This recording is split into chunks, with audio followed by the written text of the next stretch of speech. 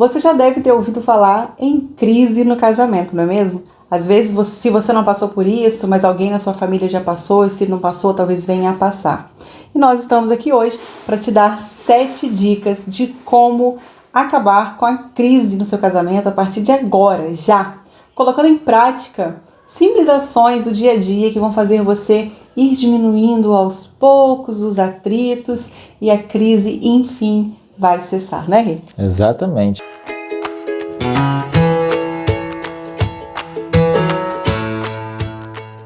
A primeira delas, então, que a gente vai trazer para vocês aqui é aumente o grau da intimidade do casal. A intimidade, ela é uma grande responsável pela crise dos relacionamentos. Então você precisa resgatar, porque eu tenho certeza que se hoje o relacionamento tem crise, é porque tem perda da intimidade. Então você precisa resgatar a intimidade que vocês tinham no começo do relacionamento.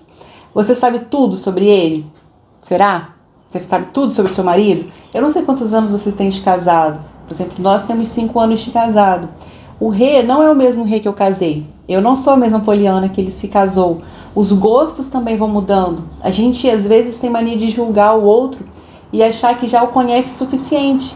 E aí a gente para de perguntar, né, Rê? Exatamente.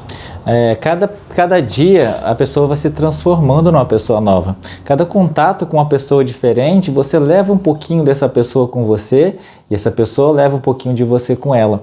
Então, a forma como que nós experienciamos o dia, ele muda a cada dia. É aquele ditado, a água não passa, a mesma água de um rio não passa 2 vezes sobre a mesma ponte, porque sempre vai ter uma mudança constante na nossa vida.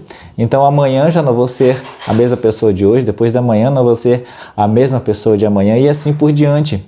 Então é imprescindível que nós despertamos no nosso relacionamento essa cuidade para a gente perceber o outro como um ser novo a cada dia e sempre se interessar por ele de forma íntegra. Como se você nunca tivesse conhecido ele. E sempre voltar a perguntar, né? Por ele perguntar, sim, questionar. Por exemplo, quando vocês começaram a namorar, vocês faziam perguntas um pro outro para se conhecer, não é mesmo? Cada um contava aquilo que gostava, o que não gostava, e aí vocês foram criando intimidade. Então, para você hoje acabar com a crise do seu relacionamento, você precisa resgatar a intimidade que vocês tinham. E como que vocês podem aumentar esse grau de intimidade? Fazendo coisas juntos, né, Rê? Aproveita um momento para ver um filme juntos, vai cozinhar juntos. Ai, meu marido odeia cozinhar, não sabe cozinhar. Ah, então ele fica ali de companhia com você, de repente ele gosta de tomar uma cerveja, então você tá ali cozinhando, enche uma taça, né, uma tulipa, acho que cerveja fala tulipa, e enche uma tulipa de cerveja, e aí cada um vai dando uma bicadinha, vai conversando. Isso é intimidade, aí vocês vão perguntando sobre o gosto um do outro. Chama para fazer uma caminhada também, né? Também. Dar uma caminhada conversando, expondo como é que foi o dia, as coisas novas que cada um aprendeu. Então isso proporciona essa volta da intimidade, né? Esse contato mais íntimo. Esquece o celular, deixa o celular em casa, porque isso esfria relacionamento, tá, pessoal? Esquece o celular, fique só vocês dois, tá? Interesse só pelo outro, esquece o que está acontecendo fora e ao redor de vocês. Isso, o marido chegou em casa, pergunta para ele como é que foi seu dia, foi tudo bem no trabalho? Às vezes no primeiro momento ele vai até espantar que vocês perguntam isso, talvez você não é acostumado a perguntar, mas eu tenho certeza que se você fizer isso, perguntar, se interessar verdadeiramente, tá, gente? É igual o Rê falou, perguntar de forma íntegra, né? Se interessar por outro de forma íntegra. Claro que a gente não vai ficar fazendo perguntas igual um robô, né? E aí, você gosta da mesma música ainda? Porque às vezes até o gosto pela música muda, né? Eu mudei em tantos anos, eu acredito que o Rê também talvez tenha mudado uma banda que ele não gostava, agora ele gosta, uma que ele gostava, agora ele enjoou. Então, né, passa a perguntar, ou viu que por exemplo, que seu marido tá ouvindo uma música diferente, legal, você gosta dessa banda agora, você não gostava? Isso é motivo até para ir puxando o assunto, e aí vai voltando aquela intimidade do casal. Vocês precisam, gente, se conhecer pelo avesso, né, Rê? Exatamente. Pelo avesso. Um olhar de vocês tem que ser suficiente e tem que substituir até umas 10 frases, né? O olhar, ele tem que dizer mais que palavras. E talvez você pode estar se perguntando assim, nossa, essas coisas tão simples, gente, que a gente já fazia, vai dar certo? É pior que dá certo, porque é por causa A crise começa justamente porque deixamos de fazer essas coisas simples. E quando nós retornamos a fazê-las, as coisas vão mudando. A vida é simples, nós é que complicamos ela. Isso aí. E como segunda dica para acabar já com a crise no seu relacionamento, eu venho trazer uma coisa que as mulheres deixam de fazer depois de um tempo, né? Quando a gente casa, é tudo muito lindo, é tudo muito maravilhoso, a gente só fala a qualidade do outro, né? Você já parou pra pensar, quando você conheceu o seu marido, como é que você falava dele pras pessoas à sua volta? Ah, ele é maravilhoso, ele é isso, ele é aquilo, ele faz isso pra mim, abre a porta do carro. Ah, nem sei se abre, né, gente? Tem gente, homem que nunca nem abriu. Tô dando um exemplo pra vocês. Então, assim, antigamente, o que ele fazia de bom? Então, a segunda dica é: foque nos pontos positivos. Porque quando a gente casa, a gente tende a passar a reclamar daqueles comportamentos negativos. Então, o que você precisa fazer? Focar nos pontos positivos, porque quando você começa a ver só os comportamentos dele que você não gosta, é um pingo de xixi na tampa do vaso, é uma toalha na cama, né? De que mais que a mulherada aí reclama aí? Cortar a unha em cima da cama. Cortar a unha em cima da cama. E cada coisa que a mulher deixa meio sapato jogado pelo canto da casa. Isso, que não ajuda nisso, que não ajuda naquilo. Não lava um copo. Isso, muito. Então, o que acontece? As mulheres têm essa mania, né, de passar a perceber, então, só aquilo que a pessoa faz de negativo, mas ela não percebe que ele continua a mesma pessoa fazendo tudo aquilo de positivo que ele fazia quando começaram a namorar. E aí você foca nos pontos negativos e realmente começa a crise no relacionamento. E sabe que isso é uma verdade muito grande, pessoal? Eu estava atendendo um cliente uma vez, na parte empresarial, e a gente traçou um plano para ele, né, para a gente reestruturar a parte emocional dele com relação aos negócios. Só que o problema dele, dentro desse processo, ele tinha que resolver um problema dentro da família dele. Então, dentro de todo o contexto empresarial, nós deixamos de lado aquela parte empresarial e focamos só no relacionamento familiar dele. Porque a gente já explicou muitas vezes aqui, a base é a família. Se algo não está dando certo nos nossos negócios, se algo não está dando certo em outra área da nossa vida, é porque algo dentro da nossa família precisa ser corrigido, precisa ser acertado. Seja um relacionamento de marido com mulher, seja um relacionamento de pais com filhos, irmãos com irmãs. E é necessário que haja esse entendimento, esse ajuste dentro do relacionamento familiar para que as outras coisas fluam. E na vida desse empresário foi a mesma coisa. A gente começou a trabalhar, deixamos a parte empresarial, começamos a trabalhar a parte familiar dele. Então ele começou a mudar vários comportamentos dentro da casa dele, que a esposa dele reclamava muito, que prejudicava a relação deles, e ele reconheceu isso nele, e ele se propôs realmente a mudar, e começou a mudar e mudou. E depois disso que ele fez isso, a gente se acompanhou, eu acompanhei ele por vários meses depois, e ele retornava no nosso escritório para poder a gente conversar e pegar esse feedback deles. E ele falou que, apesar de todas as mudanças, de tudo que ele se propôs a fazer, a esposa dele continuava dura, continuava firme, continuava grosseira, ela não conseguia ver a mudança dentro dele. E aí eu comecei a questionar ele, perguntando, e ele falou que ela estava indo numa psicóloga de relacionamento conjugal para poder, né, entender melhor como lidar com as situações e tal. E eu peguei e chamei ela para vir no nosso escritório, para a gente conversar também, mas sem ela saber que era para isso e tal. Foi isso que ela fez. Ela veio na outra semana, a gente começou a conversar com isso, e eu perguntei para ela o que a psicóloga falava com ela. Como é que era essa terapia que ela estava fazendo. E ela explicou, ela falou bem assim: quando eu chego lá, ela fala comigo, deixa eu me desabafar com ela, sai lá mais leve, ela manda falar tudo aquilo que eu acho de negativo, que eu não gosto do meu marido, e eu falo tudo que eu não gosto dele mesmo, falo que ele é isso, que ele é aquilo, aquele comportamento tal, que ele não presta, que é isso, que é aquilo. Ou seja, a psicóloga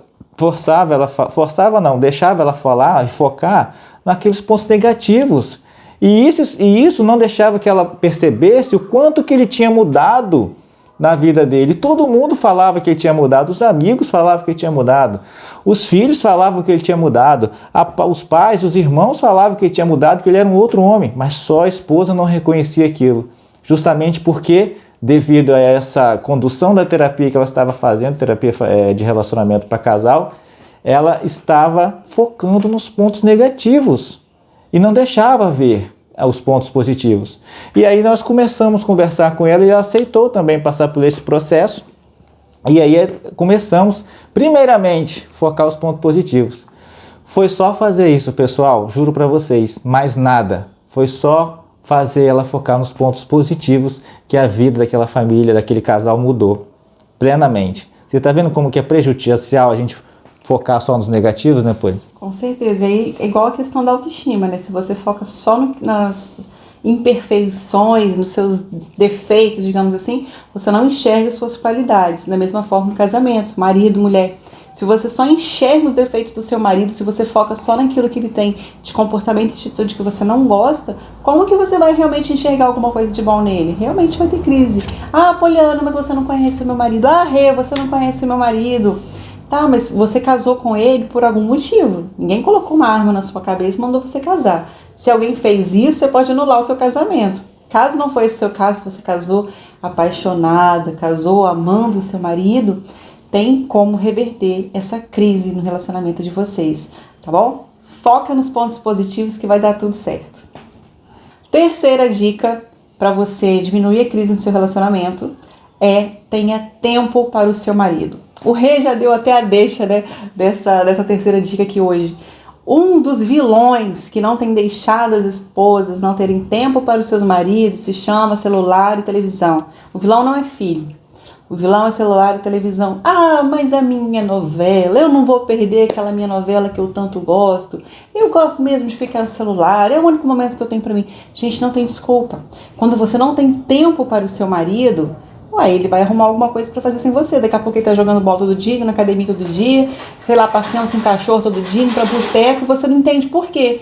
Porque às vezes você não tem tempo pra ele. Ah, Poliana, mas eu trabalho o dia inteiro, cuido de casa, de filho, então eu trabalho fora, faço tanta coisa, chega à noite eu quero descansar. Aí descansa com seu marido, né? Por que não? Vai ver um filme junto, vai ler a palavra de Deus junto, vai tomar uma cerveja junto, eu não sei. Façam alguma coisa em família, façam alguma coisa juntos, como uma dupla. Quem conhece eu e o Rê sabe que a gente é uma dupla, a gente não se vê separável, a gente é quase inseparável. Até para trabalhar, a gente trabalha junto. Por quê? A gente criou um grau de afinidade e um grau de intimidade tão grande que a gente se diverte um com o outro.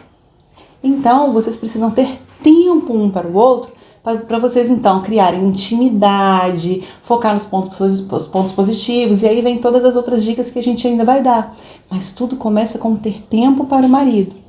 Ah, Poliana, eu só tenho meia hora por dia para ficar com ele. Ótimo! Faça dessa meia hora a meia hora mais intensa da sua vida. Agora, se você pegar a única meia hora que você tem para ficar ali roletando no Instagram, e o seu marido fica onde?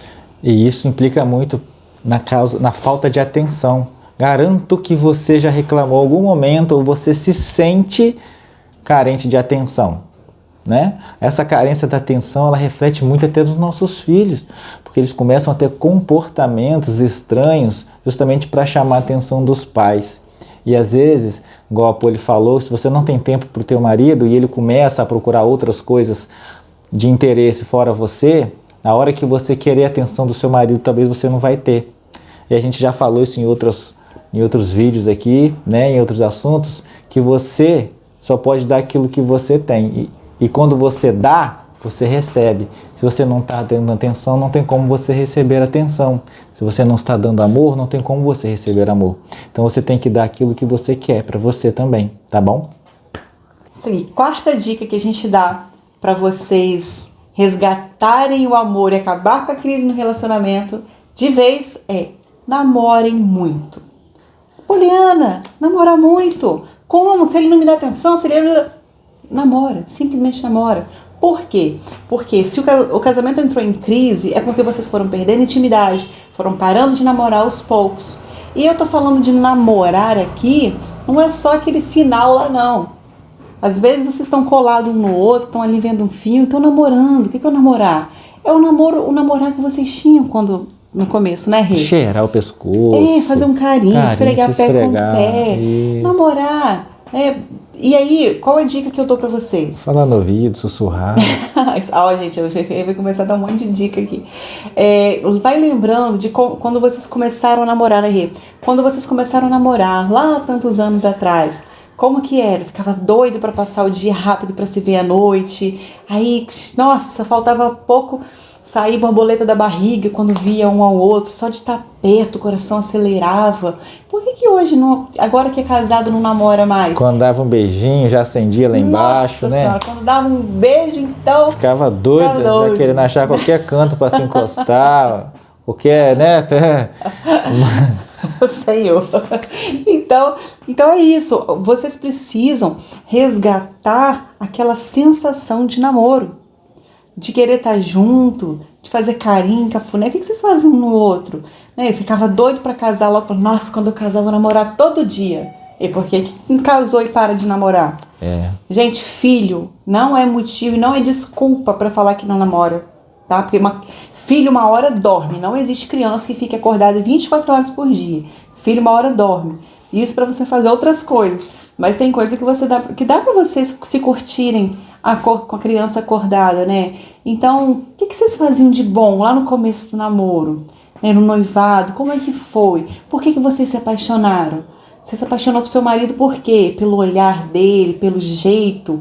Qual atitude, qual comportamento dele que você gostava muito? Pelo caráter? Pela forma dele te tratar? Por que você decidiu se casar com ele? E aí você vai resgatando esse amor e namorando. Enquanto vocês ficarem dando desculpas um para o outro, para não namorarem, aí eu tô com dor de cabeça, não tenho tempo, tô muito cansada, quando meu filho dorme já não tô aguentando. Então namora de manhã, namora de madrugada, acorda de noite, não sei. Mas quando vocês nem eram casados, talvez dava cada nó em pai e mãe para namorar, em lugares que não podia, locais. Aí depois que casa, que tem lá a casa só para vocês, nada. Fica aí nessa enrustição.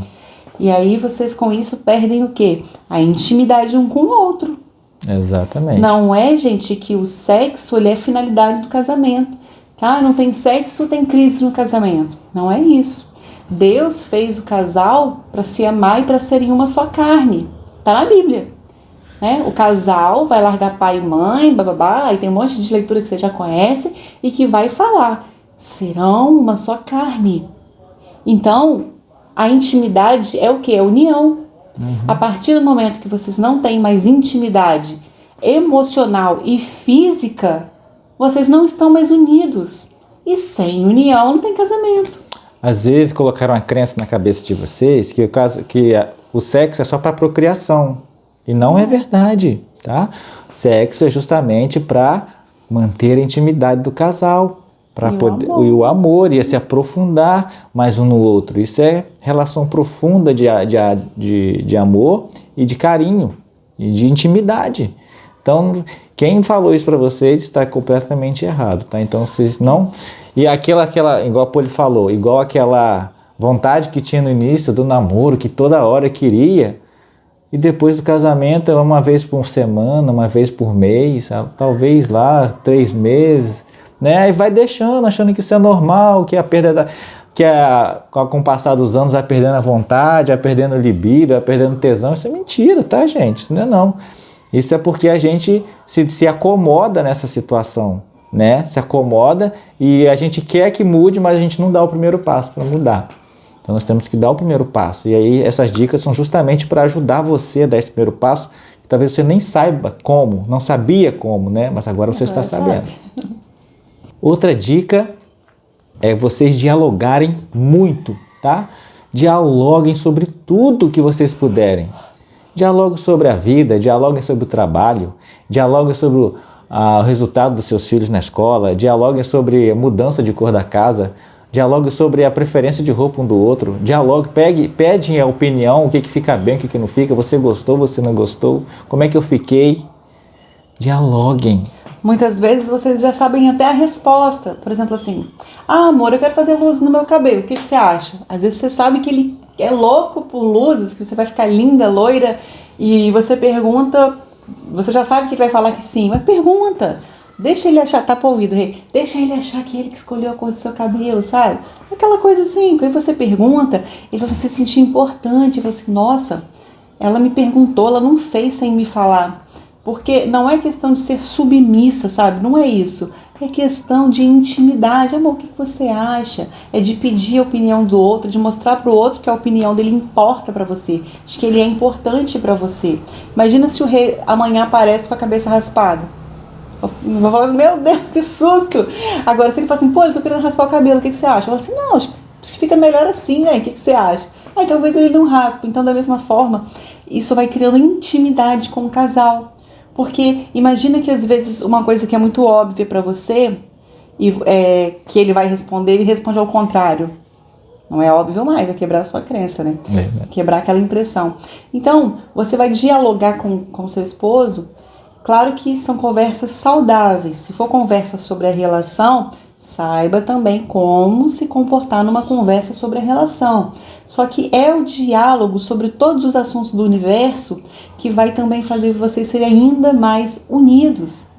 Ah, vocês discordam do assunto? Ok, pode discordar, não precisa se ofender, não precisa ser grosseiro.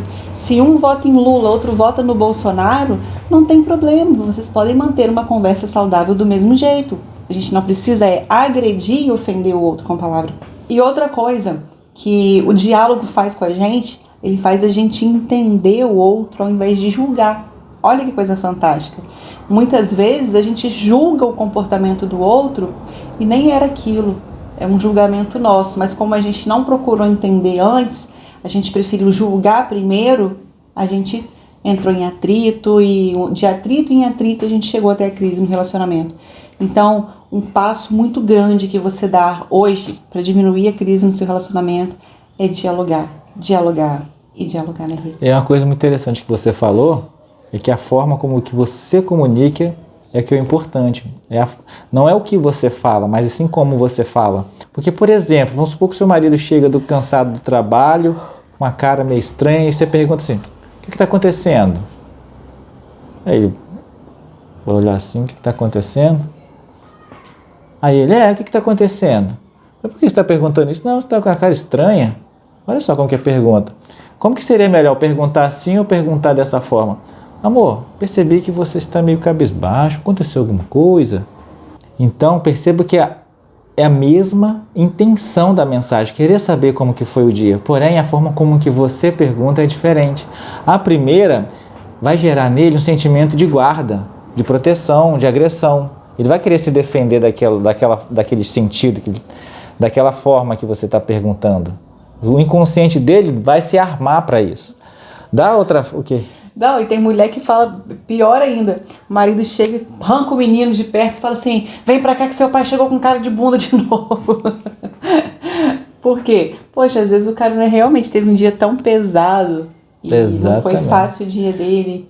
E ele acaba expressando isso no seu rosto, né? No seu então jeito. A outra dica que a gente traz para vocês é saber se comunicar, saber se expressar.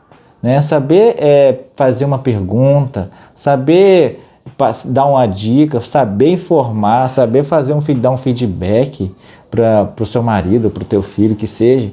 Então você tem que se atentar, não é no o que você vai falar, mas sim na forma, na tonalidade de voz que você usa, na expressão do seu corpo, nos gestos, né, pô? Isso tudo tem a ver com como falar. E isso tudo interfere na interpretação da outra pessoa. Pegando o exemplo que eu dei, a primeira forma que eu dei o exemplo aqui, que você perguntou, igual eu falei, daria atenção para ele de fechar. Já a segunda não, a segunda daria a intenção de quê? Que você está interessado, você está preocupada com ele e que ele pode contar, às vezes, em desabafar com você e ter o seu apoio. Então a forma como que nós falamos um com o outro, o como, ele é muito importante. Você precisa aprender o como falar. Sim. E dentro dessa parte de se comunicar bem com o parceiro, né, com o seu marido, existem tantos outros detalhes por trás da comunicação acessa aqui o nosso canal e você vai ver um monte de vídeo da gente falando sobre comunicação, porque cada pessoa se comunica de uma forma diferente e às vezes aquela mesma pessoa que se comunica de uma forma que você está acostumado, em alguns momentos ela também se comunica de outra forma.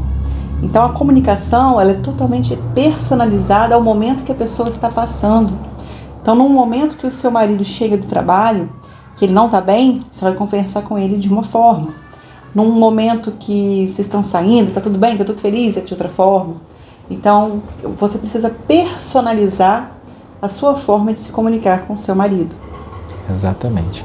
E talvez você pode até achar que mas se eu fizer isso eu estou sendo falsa, eu não sou assim, mas não é falsidade. Nós temos papéis, né, Poli? Nós temos papéis para cumprir em todos os lugares que a gente está. Em toda a nossa vida nós temos papéis, são vários, tá? Então, você não é que você está sendo falso, agindo de uma maneira diferente do que as pessoas estão acostumadas a você ver. Não, você só está cumprindo um papel diferente no seu dia a dia, tá? Um papel de esposo, um papel de mãe, um papel de filha, o um papel de amiga. Então, nós temos que saber como lidar e como se comunicar dependendo do papel que nós temos que assumir nas situações do nosso dia a dia, tá? 7ª e última dica para você acabar com a crise do seu relacionamento é perdoe a todo momento. Poliana, perdoar o quê? Tudo. Perdoar toda e qualquer atitude do seu marido que você se sentiu mal, que você achou que te ofendeu de alguma forma, alguma coisa que ele deixou de fazer, alguma coisa que você queria que ele fizesse, mas ele não fez, alguma expectativa que você criou. Perdoe a todo momento. A gente nunca vai cansar de falar para vocês sobre o perdão no relacionamento. Não fique esperando uma traição para você perdoar. Não fique esperando aquela atitude, aquele comportamento terrível do seu marido, uma agressão verbal, um grito, uma pegada no braço, para você perdoar. Você pode perdoar porque ele se esqueceu de te dar um bom dia. Você pode perdoá-lo porque às vezes esqueceu do dia do seu aniversário. Você pode perdoá-lo por pequenos e simples motivos do dia a dia. Perdoá-lo por mais o que, Rê? São tantas coisas que... E principalmente tem que se perdoar, porque às vezes se ele foi ignorante com você, mas foi você que se sentiu ofendida. Não foi ele o causador da emoção que te gerou raiva, que te gerou revolta, que te gerou ciúme, que te gerou frustração. Foi você que se permitiu se sentir assim. Você tem que se perdoar por muitas vezes revidar da forma como que você não queria, né? Se perdoar por agir de uma maneira que você não queria agir também. Então, o principal fundamento do perdão é a libertação e a cura da pessoa. Não de quem cometeu a ofensa ou a agressão, mas sim daquela pessoa que recebeu. Porque é ela que se machuca, é ela que fica remoendo, é ela que fica se magoando, é ela que fica doente por causa disso, né? Até porque quando você não perdoa a outra pessoa, você passa a ser uma pessoa rancorosa, né? Aquela pessoa carrega mágoa, aquela pessoa pesada, que as pessoas não querem estar perto. Então perdoe a todo momento, porque o perdão ele libera você, ele deixa você saudável. O outro às vezes nem sabe que ele fez alguma coisa pra você. Como é que você vai falar assim, esperar ele te pedir perdão se ele nem sabe que ele te fez aquilo? Exatamente. Por isso que você que precisa perdoar a todo momento, deixa ir a todo momento, né? Senão você não é digna nem de rezar a oração que Jesus há quase 2000 anos deixou pra gente, né? Então lá em 33 foi o ano que Jesus morreu. Jesus deixou uma oração pra gente, né? Perdoai os nossos pecados, assim como nós perdoamos a quem nos tem ofendido. Agora, se você não perdoa as pessoas que te ofenderam ou que você achou que te ofenderam o tempo todo, você não é digna nem de receber o perdão de Deus. Por isso que você fica uma pessoa rancorosa, aquela pessoa raivosa, você atrai doenças. A raiva faz o seu corpo produzir doença em você, abaixa a sua imunidade. Então o perdão ele é para você. Quando você perdoa, você está fazendo bem para você. Claro que se for alguma coisa que o outro te pedir perdão, faz bem para ele também. Mas o foco do perdão é fazer bem para você. E aí você consegue ir acabando com as crises do seu relacionamento. Então, se você colocar em prática essas 7 dicas, eu tenho certeza, aliás, nós temos certeza, que você vai acabar sim com a crise do seu relacionamento, a crise do seu casamento. Você só precisa ter humildade e dar o primeiro passo, se mostrar disposta, colocar tudo isso em prática, dia após dia, com constância. E o que faz a gente ter sucesso e ser realizado na vida e no relacionamento é a gente ter constância. Às vezes você vai pegar uma dica isolada, colocar em prática um dia só e vai achar que vai salvar o seu casamento. Não é assim que funciona.